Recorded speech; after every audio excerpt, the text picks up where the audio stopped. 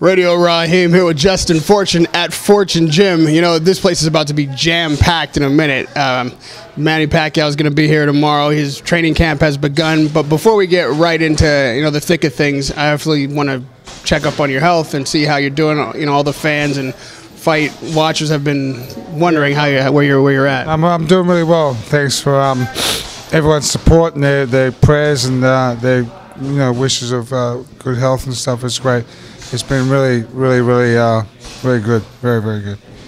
We've been watching you battle this disease, and you've actually looked better than anyone I've seen in such a short period of time. Just tell us, your regimen. How are you able to stay so strong through this? Jesus, who the hell knows? It's a really bad treatment.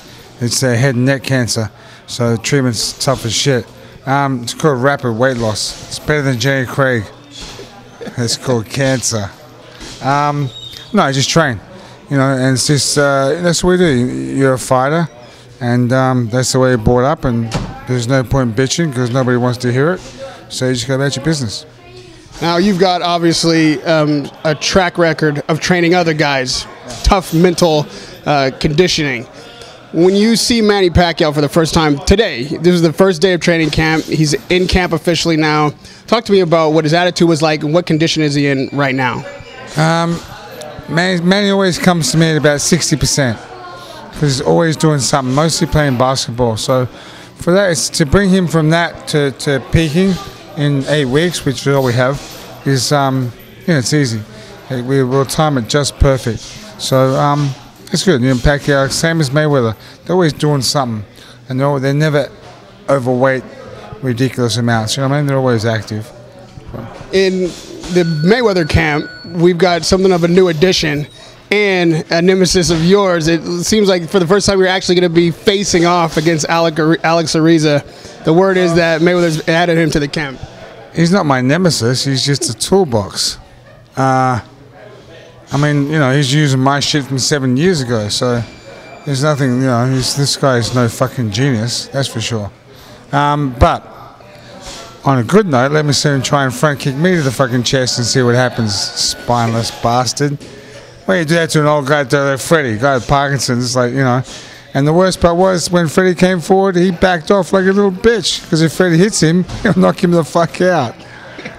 Everyone knows that the fireworks are going to be at a zenith for this fight. Obviously, it's the biggest event, I think, in sports history. And when it comes to your role in it, you've got one of the greatest fighters. Obviously, he's a fighter that wants to win, but what are you doing to make sure that he's able to fight every second of every round with someone like Mayweather, who's not going to tire either? Same thing we've been doing for the last, since I've been working with Manny since 2002. We just work more. Manny's always fit. He's a 12-round fighter. That's his job. Same as Mayweather. They're 12-round fighters. They don't come into fights out of shape ever. Back on the idiot, Floyd's 46-0. What the fuck's Alex Ariza going to show Floyd Mayweather that his father and his uncle can't show him and haven't showed him, and Floyd doesn't know? You know what I mean? Whereas with Pacquiao, I always got new stuff I can throw into the mix with Manny that just keeps shocking him back into shape. Plus, he's happy. Manny has his team back together when we were knocking people out left, right, and center. There's no animosity. There's no cancer in the crew. So, and when you have a happy athlete, they perform at 110%. And that's Pacquiao, man. If he's happy and he's content in camp and everyone's just, we goof off as much as we train, hard as we train. We're always laughing. We're always, goofing off. Someone's always doing something to crack the team up. So it's enjoyable. It's not just a chore, you know what I mean? That gets mundane and monotonous, and that's it. That's where you falter. A lot of people don't know this. Obviously, a lot do. That you and Manny and Freddie together are undefeated. You guys have never lost a fight with that team in the corner. Yeah.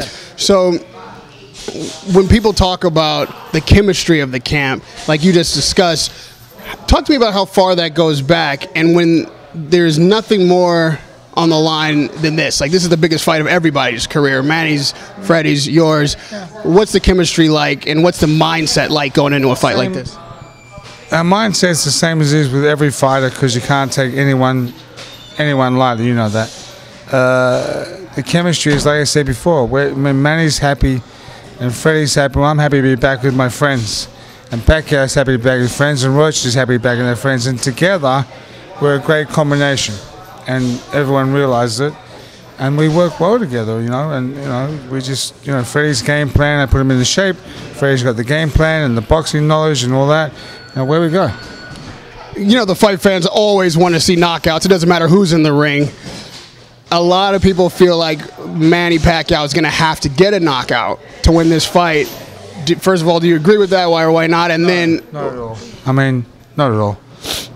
You know, and as far as knockouts go at that level of fighting, these are world champions. These are world title fights. Knockouts are hard to come by because these guys don't want to get knocked out. They're either world champions or fighting, or they're number ones.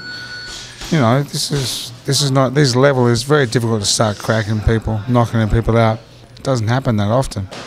We're going to assume that Manny's going to be fighting a pressure fight. I mean, that's certainly his game. Pressure fight, you know, always. So are you working on anything in particular to bring more punching power? Not that he lacks any, but are you focusing at all on punching power? No, we always focus on punching power and just upping his speed a bit, but he's fast anyway, and he cracks like crazy. He can really, really punch. You know, I was surprised how hard he really punches for a 47-pounder. So, I mean, I don't really think Floyd punches that hard, although Floyd is an unbelievable athlete and fighter, and never ever to be underestimated. But I know he doesn't punch as hard as Pacquiao, that's for sure. Freddie said that he believes that Floyd Mayweather's legs are gone. You know, Cotto was able to catch up with him and rough him up when he was getting him on the ropes. That was Maidana. So do you think that Pacquiao can be in better condition than Floyd, or is maybe allowing Pacquiao to pressure him and catch him in the corner? Is that something, is Pacquiao's legs fresher than Floyd's? Well, Manny's a pressure fighter, you know, that you've seen the way he is, but and he comes from all angles and stuff. As far as his legs, I would never ever count Floyd out of a fight like that. You know what I mean? You just treat him as just extremely dangerous fighter. And like I said, we have a game plan, and you stick to it, and we should be successful. And then lastly, Justin, as we all know, the fight game is as much mental as it is physical. Mayweather is a master of mind games. Maybe that has something to do with why Ariza's in the corner in the first place. How's that? It's a mind game. No one likes the fucking guy. So as far as putting a cancer into your camp, and that everyone in our camp is happy to get rid of the guy, and no one liked him, where's the mind game? I failed to see where the mind game is there, because throwing that idiot out really was the best thing that ever happened in this camp, because Pacquiao's been better in shape, better in shape, and happier, and winning his last three fights, he's just fucking cleaned up, you know. And Bradley, I mean, Timothy Bradley is no bum, not by a long shot. So, you know, I fail to see where the mind game is bringing someone like Alex Ariza into camp. What's he going to show Floyd? You know what I mean? And like I said, they got rid of the guy. It was just bad karma, bad. So you put him into Floyd's camp. Good luck. That killer instinct question is going to remain. Neither one of these guys have, you know, been knocking a lot of people out recently, but, you know, for the record, Manny, you know, has more knockouts recently, certainly in the last 2 years, than Floyd does. Yeah. Are you... I mean, listen, it's the same. They look at the level they're fighting and look at who they're fighting. Knockouts don't come that easy anymore, you know what I mean? So it's not just that I disregard that. I just don't like when people say that, well, you need a knockout, you know, you got to knock someone out. It's like, really? I mean, have you ever laced up a pair of fucking gloves and jumped in the ring at that level? Try knocking them out. Come on, dude. What would you say about the killer instinct question about Manny? Manny's there. More Floyd talks, more pissed off Manny gets, the more angry he becomes, and then you know, he takes it out in the ring. That's all. He's definitely got the killer instinct. I mean, this is a huge fight. Justin, it's a pleasure to talk to you. I'm glad that you're doing well. Sound right yet? The cameraman doing a better job? The cameraman is doing a better job. You know, they just have to make me look good. You're easy. That's the problem. You look like shit, mate. No, you look great, man, and I'm glad to see it. It's a pleasure, man. Radio Raheem with Justin Fortune at Justin Fortune Gym. Peace.